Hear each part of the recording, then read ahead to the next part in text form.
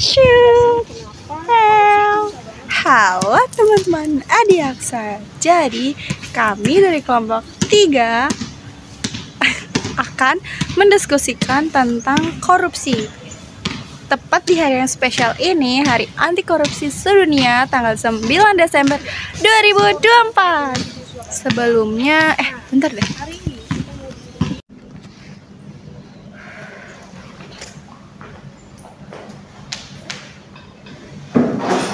Halo, aku Dias. Aku Dika. Aku Rena. Aku Evita. Aku Asikal. Kita semua dari kelompok 3. Saat ini kita akan sebuah diskusi yang bertemakan korupsi merusak, kejujuran menguatkan, peran kita di Hari Anti Korupsi. Nah, untuk diskusi pertama, enaknya kita mulai dari siapa nih kira-kira? Siapa sih? Ya. Nah guys, pernah nggak sih kepikiran bahwa korupsi itu kayak penyakit yang sudah banget hilang? Nah, hari ini tuh kita mau ngobrol-ngobrol santai tentang korupsi, tapi fokusnya ke peran kita sebagai generasi muda. Gimana caranya biar gak cuma jadi penonton saja, tapi benar-benar bisa membantu mengubah keadaan. Nah, kalian tahu nggak sih kalau hari itu diperingati sebagai Hari Anti Korupsi? Nah, ini tuh sebenarnya bukan cuma buat seremonial atau tetapi mengingatkan kita, terutama generasi muda, kalau kita punya peran penting banget buat mengubah mindset atau kebiasaan buruk kita, seperti jangan berbohong, terus jangan nyontek, terus jangan cari jalan pintas. Nah, soalnya budaya anti korupsi itu nggak bakal terjadi kalau kita nggak mulai dari hal-hal yang kecil atau diri kita sendiri. Setuju nggak sih? Setuju dong. Nah, supaya makin setuju, kalian harus tahu perkembangan statistik kasus pidana terkait korupsi di Indonesia. Nah, saya sudah catat kasus korupsi pada tahun 2021 sampai tahun 2024. Nah, ini indeks persepsi korupsi IPK pada tahun 2021. Indonesia mendapatkan skor IPK 38, naik 1 poin dibandingkan tahun sebelumnya. Lalu pada tahun 2022 sampai tahun 2024, skor IPK Indonesia turun menjadi 34. Selanjutnya, menurut IPAK atau Indeks Perilaku Anti Korupsi mencatat skor 3,85, sedikit lebih rendah dibandingkan tahun 2023 yang mencapai angka 3,92. Ini menunjukkan bahwa kita masyarakat mampu untuk berperilaku anti korupsi. Hal ini menjadi langkah yang baik untuk kita sebagai generasi muda dapat semakin memantau dari untuk menerapkan sikap anti korupsi. Nah, hari ini adalah hari anti korupsi yang diperingati pada tiap tanggal 9 Desember. Nah, tadi kan Asikal sudah menjelaskan tentang anti korupsi nih. Kalian tahu nggak sih definisi korupsi itu apa? Apa tuh? Definisi korupsi itu kegiatan yang dilakukan untuk memperkaya dirinya sendiri atau kelompok, di mana kegiatan tersebut melanggar hukum dan karena merugikan bangsa dan negara. Nah, menurut Undang-Undang Nomor 1 Tahun 2023 KUHP, korupsi adalah perbuatan yang melanggar hukum dan merugikan keuangan negara atau perekonomian negara. Pelaku korupsi dapat dipidana penjara seumur hidup atau dipenjara pidana selama paling singkatnya itu 2 tahun dan paling lamanya 20 tahun. Lama ya. Lumayan ya, tapi penerapannya nggak selama itu nggak sih? Ya kan? Korupsi itu jenis-jenisnya loh. Apa aja? Nah, jenis itu ada korupsi waktu, korupsi suap menyuap, korupsi pemerasan, dan korupsi uang. Selama ini aku tahu cuma ada korupsi uang ya. Karena saya juga nggak tahu ada korupsi uang ternyata. Iya, kayak Asikal itu korupsi waktu. Oke, kalau tadi Evita udah jelasin soal jenis-jenis korupsi itu punya dampak nggak sih?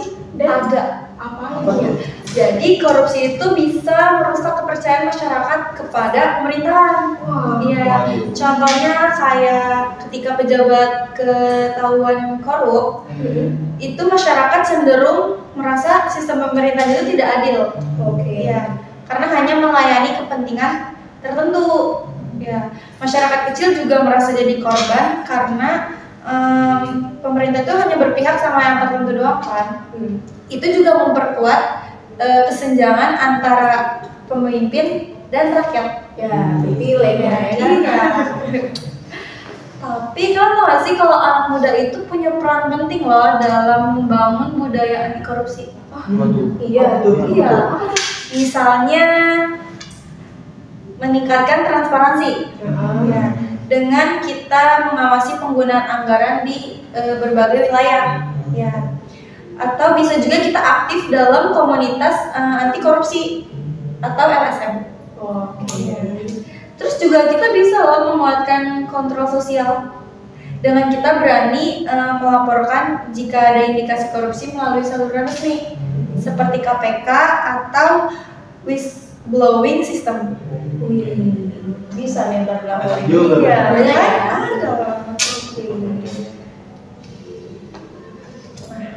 Kayak kita diem-diem aja nggak sih? Kurang seru nggak sih kalau gimana kalau kita ada Q&A? Biar lagi seru nih, biar lagi panas. Nah, aku mau nanya ke Dinda. Menurut kamu apa yang bisa dilakukan generasi muda untuk mendukung pemberantasan korupsi? Wah, kalau untuk generasi kayak kita nih banyak banget buat bantu lawan korupsi. Caranya kayak jujur dari hal kecil, sama seperti yang Asikal bilang, stop nyontek, stop bohong, dan ngakal-ngakalin aturan, apalagi aturan kampus. Siapa nih? Terus melek informasi. Jadi kita dari awal belajar soal korupsi biar lebih kritis dan gak gampang dibohongi. Terus gunain sosmed dengan bijak. Caranya apa? Dengan sebarin edukasi atau soroti kasus korupsi yang penting. Terus ikut komunitas anti korupsi, sama seperti yang dia bilang tadi. Dengan gabung sama gerakan yang peduli biar aksi kita lebih berimpact. Terakhir, pilih pemimpin yang bersih. Kita harus bisa lihat rekam jejak pemimpin dari anti korupsinya. Dan juga jangan cari pemimpin yang suka ngasih serangan pajar dong. Siapa nih yang suka terima serangannya?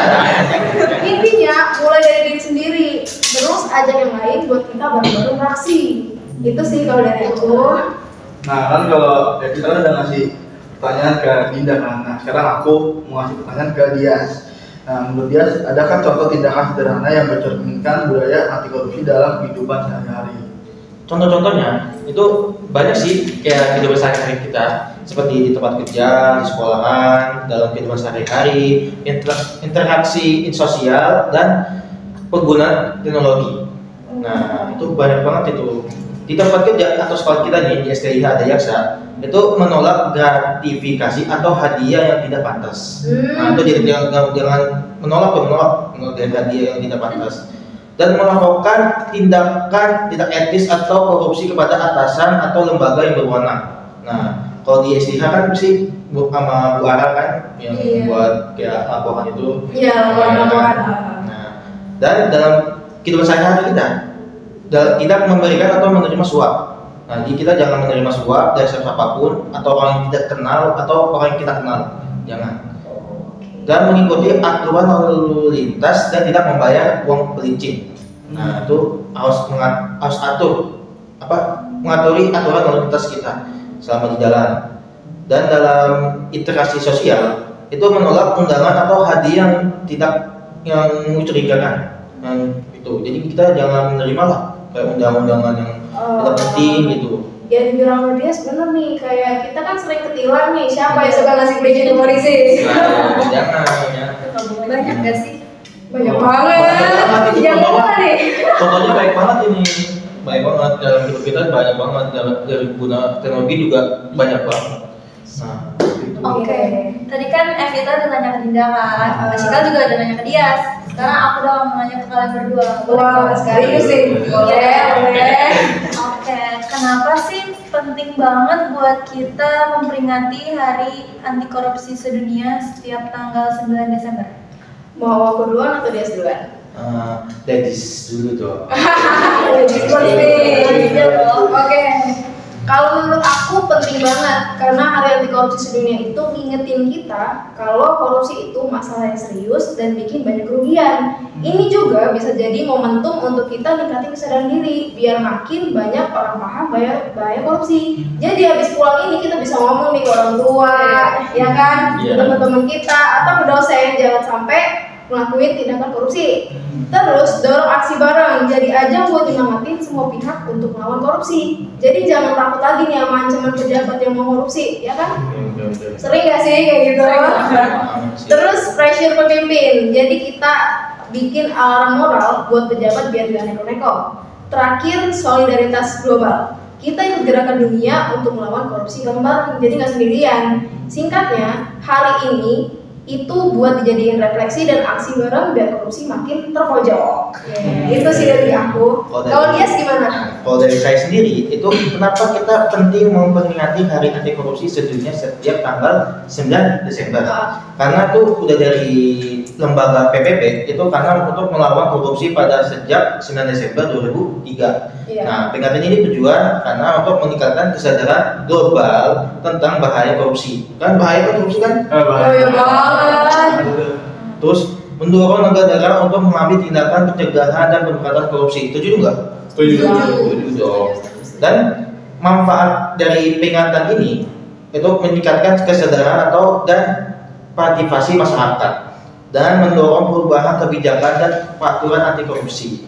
Nah, itu manfaatnya tuh banyak banget dan pentingnya itu juga ada mengingatkan pentingnya integritas dan transparansi dalam pemerintahan dan kehidupan sehari-hari. Oke. Dan mendorong masyarakat sipil untuk partisipasi aktif dalam pemberantasan korupsi. Nah, itu banyak sih kalau mengapa kita harus memperingati Hari Korupsi pada tanggal 9 Desember itu. Berarti penting banget ya. Penting banget sih. Wah, gimana? Udah cukup terjawab belum? Oke, makasih ya. Tadi kan kita udah bahas soal definisi korupsi, kita udah bahas soal anti korupsi, jenis-jenisnya juga, dampaknya. Udah banyak banget ya sih kita bahas. Gimana kalau kita tutup? Kita tutup dari diskusi dari kelompok 3 ini. Tunggu dulu. Apa dulu? Korupsi adalah musuh keadilan. Melawannya berarti memperjuangkan masa depan yang lebih jujur dan bermartabat. Paham.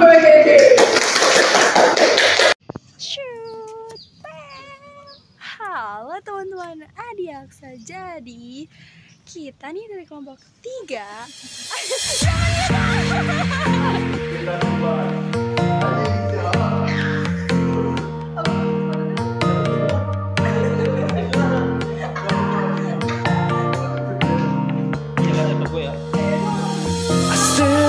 Top of mountains, lay down in the sand.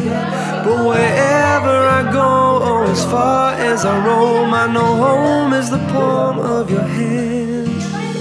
I dive into the ocean, lay underneath the skies. But wherever I go, oh, as far as I roam, I know home is the blue in your eyes. Halo, Come between us.